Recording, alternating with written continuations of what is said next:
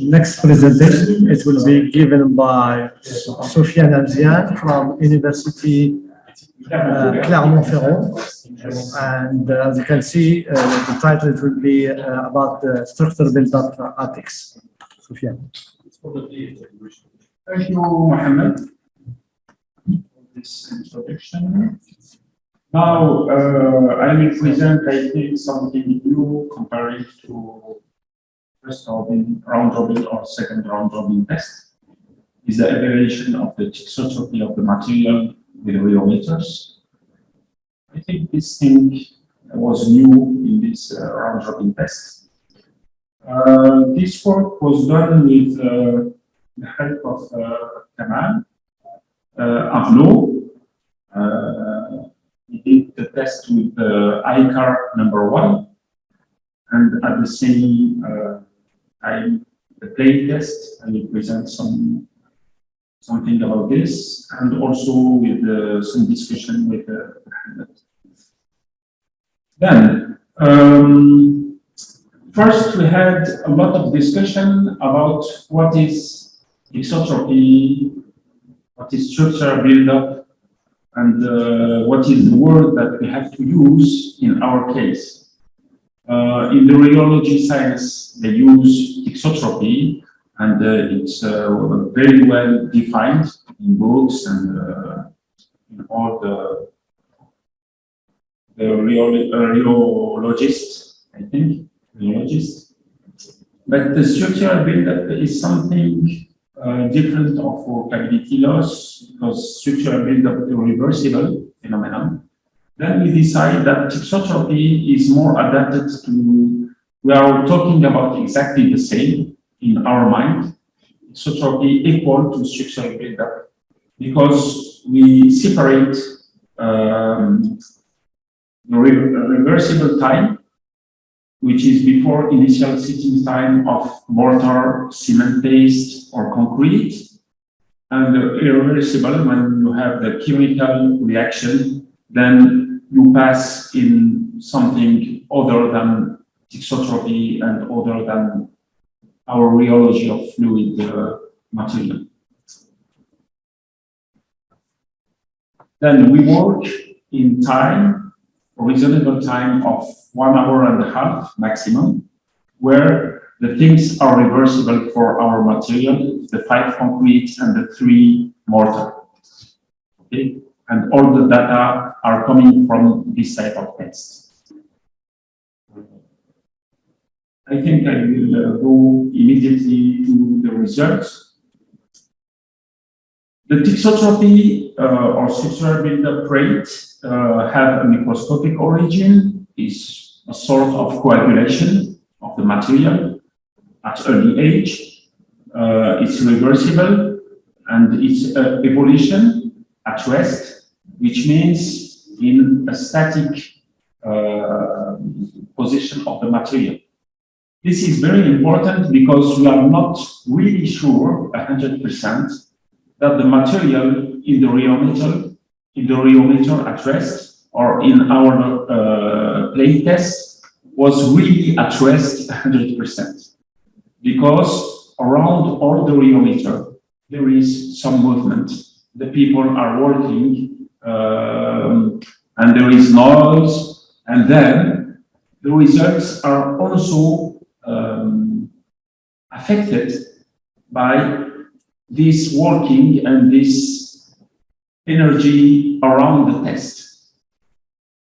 Then maybe a certain discrepancy of the results is coming off the field and all this movement. Then thixotropy is really challenging to measure in this type of condition. About structural buildup, I think there is a very nice work done by Nicolas Rossel in early 2000s, and he defined the structural buildup by the evolution of the yield stress during this 1.5 hours before the initial sitting of the material. Then if you can catch the evolution of the yield stress of the material at rest, then you will get the slope of this evolution. You will get the ethics, which define the thixotropy rate of your material in Pascal per minute or Pascal per second, Pascal per time. And you will have the exact coagulation of your material or structural buildup of your material with time, which is very interesting for a lot of things. For example, all the models of formal pressure use the structural buildup rate because you go from hydrostatic or almost hydrostatic state to zero with this thixotropy. Then the pressure against the formwork go down exactly with the rate of your thixotropy, which is very interesting because the stress is mobilized at the face of the formwork, and there is direct correlation between these two values. Since the 2010, there is also a new generation of concrete, cement-based mortar to do 3D printing. And it's really nice to see that also the thixotropy, you can use the concept of thixotropy to define when your material is stable, because you have some of time where the material is unstable because it's not setting. Then we can use the thixotropy to define when the time you have to make your 3D printing. I think this is the two important application of thixotropy for our field of rheology of concrete. Then, concerning this round-robin test, we get the data from 5 rheometers to ICAR, ICAR number 1 and ICAR number 3, because for ICAR number 2, they did a mistake because they did a dynamic mix of the concrete before each test, which means we lose all the data for thixotropy for ICAR number 2. Then we have the data from ICAR number 1 and ICAR number 3 of ECIAM. And ICAR number 1 was almost new, but ICAR number 3 for the story of ECIAM, they use it, I think, during 3 years, maybe 100-day period, which means 2 times per week during 3 years. Then I think the calibration of the two apparatus are completely different. And one, I think, of the challenge of the rheometer technology is how we can calibrate this type of material. Okay.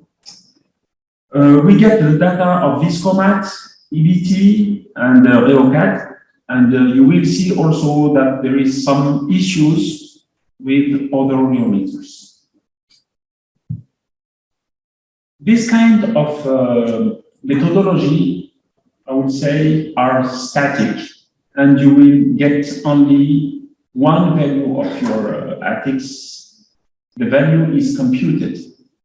There is another methodology that I am at the origin of this method, the plate test method. It's a static method where you immerse a solid into the material, and with analysis of the buoyancy force, which means you need a scale, and then you put a solid just outside the scale, and you see you put the solid into the material, and then you analyze the difference of mass, the evolution of mass of this solid with time due to the coagulation of the material at the surface of this solid.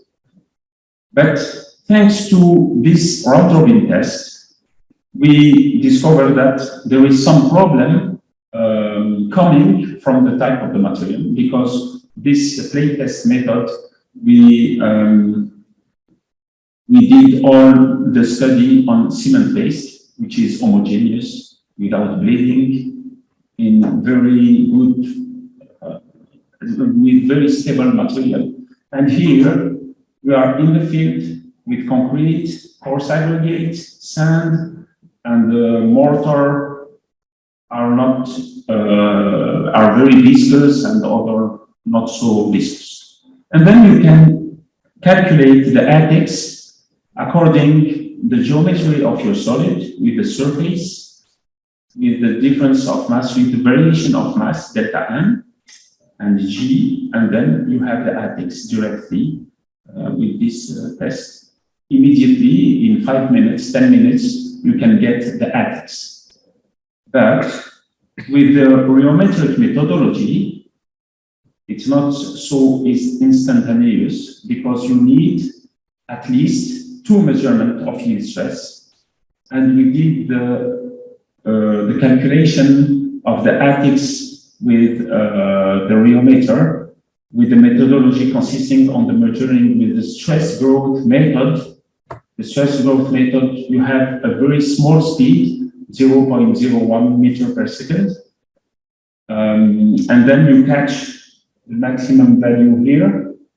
And this is the static yield stress, is not coming from the dynamic flow curve. Okay? We use this static yield stress coming from stress growth test. We did it at 10 minutes. 40 minutes, and then we calculate the slope, okay, with these 2 values. Okay, and here you have a typical result of, okay, here a typical result of yield stress of 2 kinds of material, and with the slope of the variation of mass, you have in fact the ATEX. But the method is continuous. Then you have almost 1,000 points in 1 hour. For this, in fact, the plate test is more convenient if you want to have something regular, but the rheometer test is you have only 2 points at least, and the maximum maybe of 5 points in 1 hour 30, because you need to wait between 2 measurements, 10 minutes, 30 minutes, and then to catch the third value, you need to wait more, because here, for example, we have 30 minutes, but if you want, for example, 30 minutes here, you will have exactly the same measure, then 45 minutes, but here at 45 minutes, you will reach 1 hour, 1 hour and 15 minutes, which is very long. Then you have not enough time. You are not in the thixotropic time. You will exceed the time. This is maybe one of the limitation of the rheometer test, rheometer method to measure the thixotropic. Then, second problem for instantaneous static yield stress, some rheometer are not rapid enough, because they give you, for example, 1 value per second. The problem is you put small speed, a small speed like 0.01 meter per second, you will catch the first value and you have not catch the peak. Then you have only this, and you don't know if this is the static yield stress or a value above the static yield stress. This is a limitation, for example, for RRT, I think, of any kind of rheometer. Then we cut all the data coming from this rheometer. About the plate test, I said just before, one of the problems is that if you have bleeding and your solid is here, then you have a part of the solid in the water and a part of the solid in your concrete. And then there is no homogeneity around your solid, and then the results are not relevant and they're not consistent. In fact, you are measuring the thixotropy of something, the average of your solid. Okay?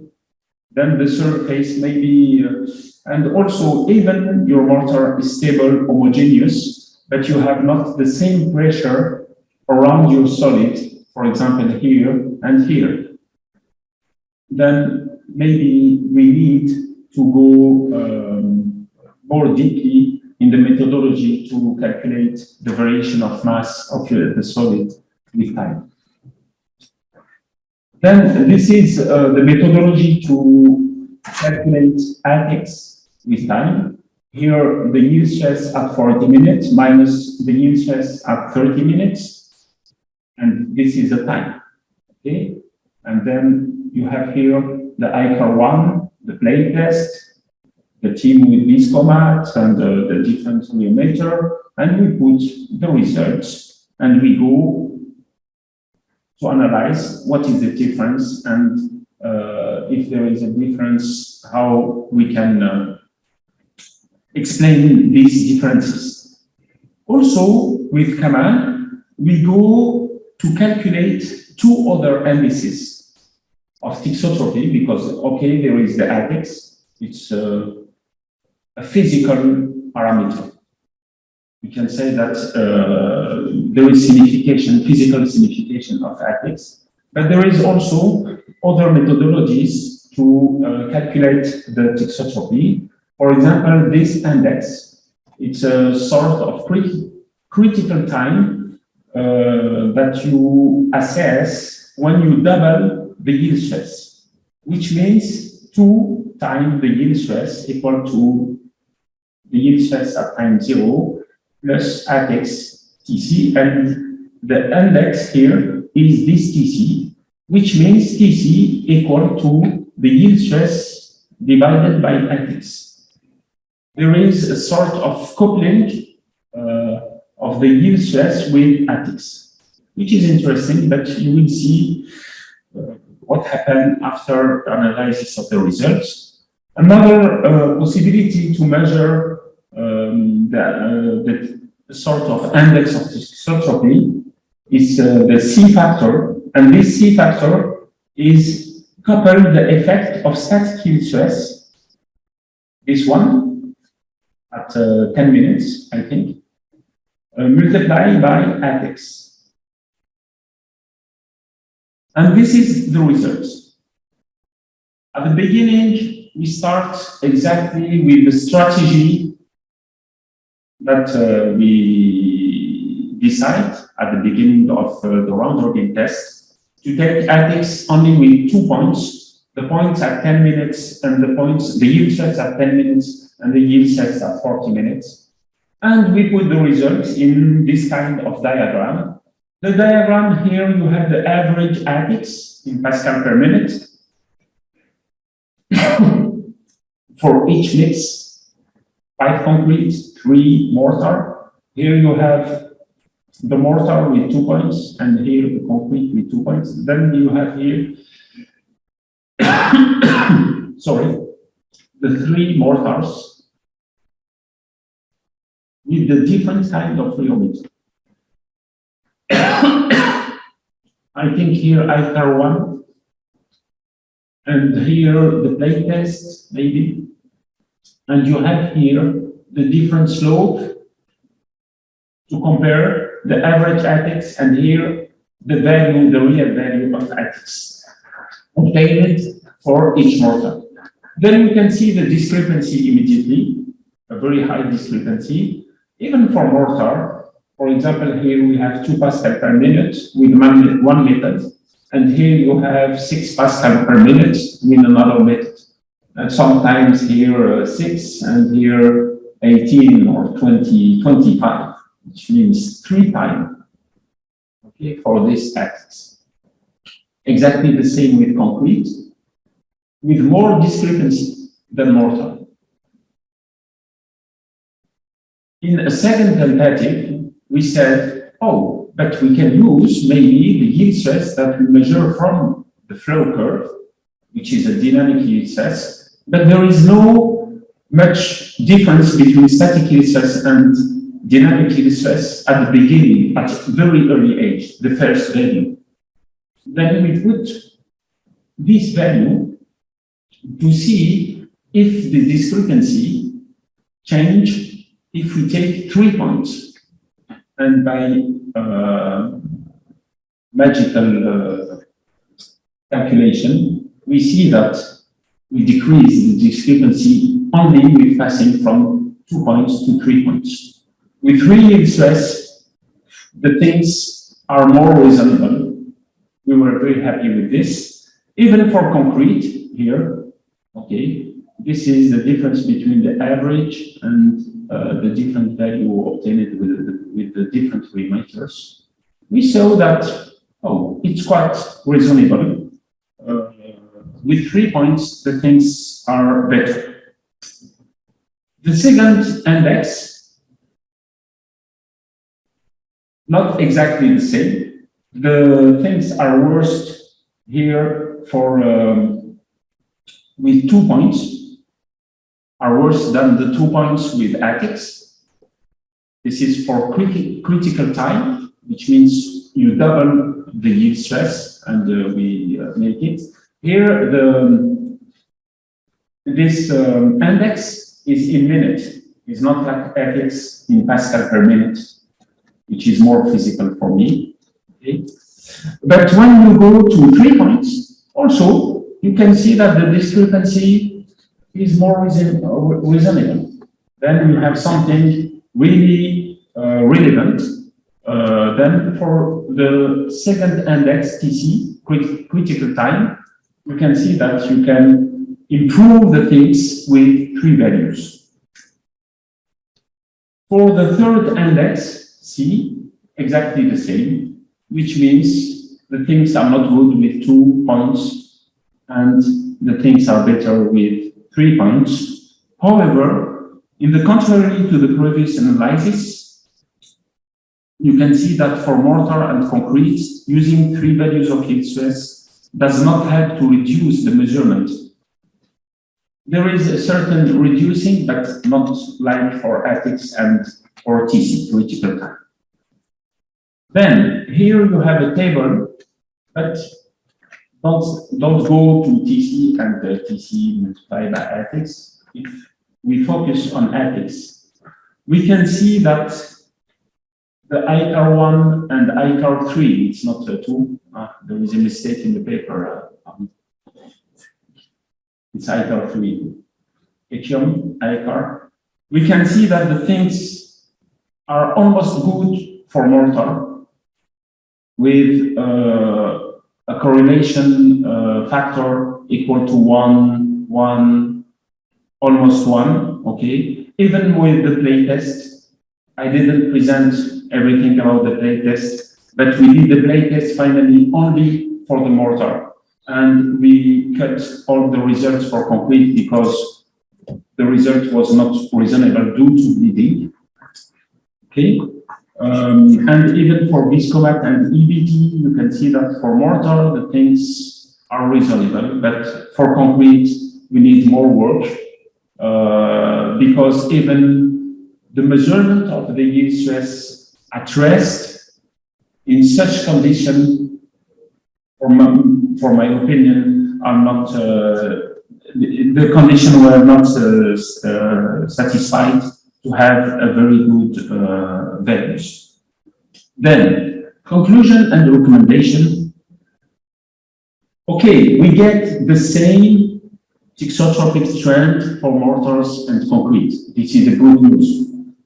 But I think you can also have the same trend of thixotropy with a slump test. If you make the test with a slump test or L-box or something like that, you will have also the same trend. But with the rheometer, you have something with ATIX Pascal per minute, which means you have a unit to explain what happened physically in your material, which is not the case with sample tools like Abraham's cone. Sorry.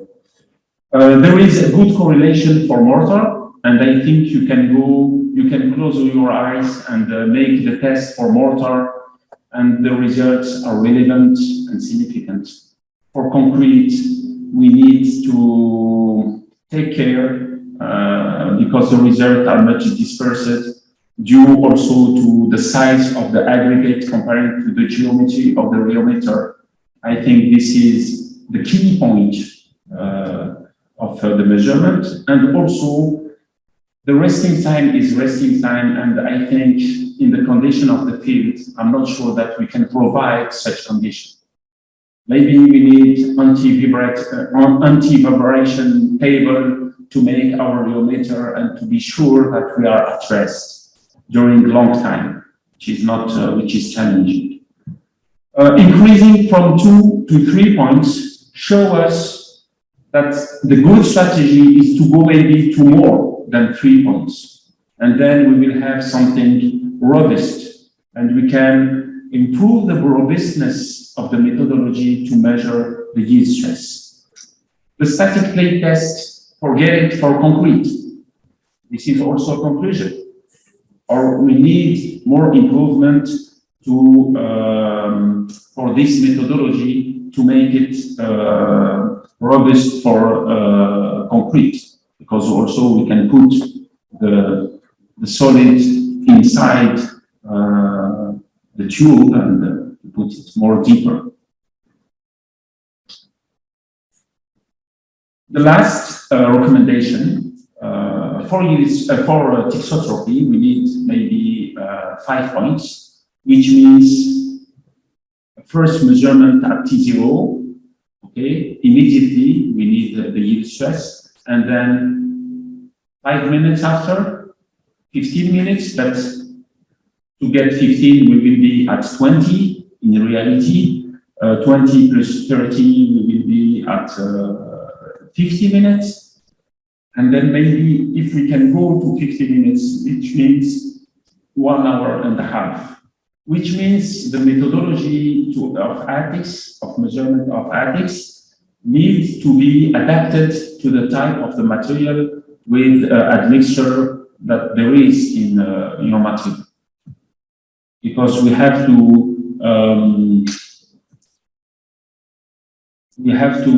be sure that we have a reversibility of the material even after 90 minutes.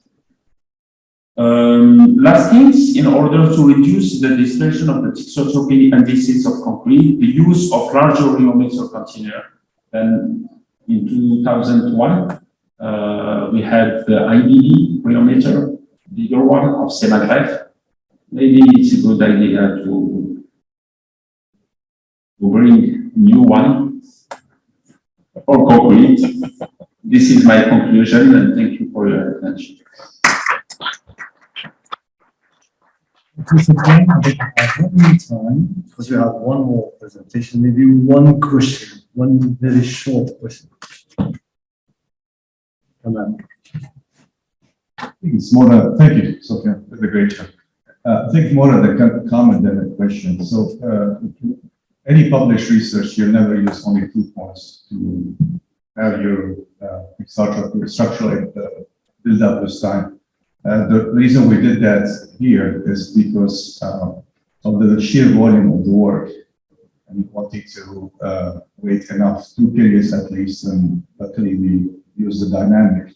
But normally, like you recommended, you have like 4 values, 5 values, and you adjust that in a way that the structure buildup with rest is still linear. After that, it picks up exponentially. So that might be 10 minutes, that might be 60 minutes, depending on the mixture that you're testing. Exactly. Right. And I'd like to point out another thing that is coming in the paper, maybe it was not here. We do not only take the slope, but we also take an initial value. For example, up to 5 minutes of rest, you know, what's happening with coagulation and stuff tells a lot about thixotropics. But this is the same thing as if you have a flow curve and you're only looking at the slope, the G, the X value, but you're ignoring the G value. So that's the way. You're right. Okay, thank you, Kamal. I think I need to pass that last presentation, okay? Dimitri. Okay, thank you, Sofiane. Thank you very much.